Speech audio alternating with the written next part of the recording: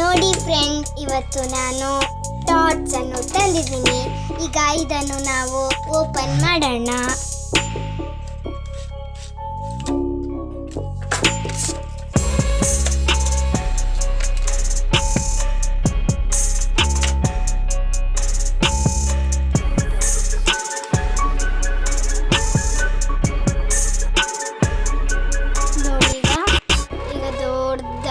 ಚಿಕ್ಕದು ಮಾಡ್ತಾ ಇದ್ದೀನಿ. ಮಾಡಿದರೆ ದೊಡ್ಡದಾಯಿತು.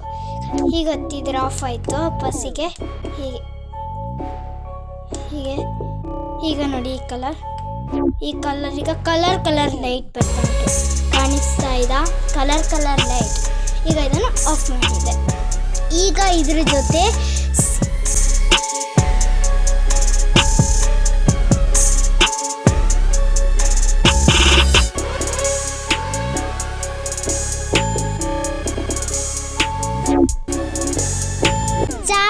ಮೊಬೈಲ್ನ ಚಾರ್ಜರ್ ಇದೆ ನೋಡಿ.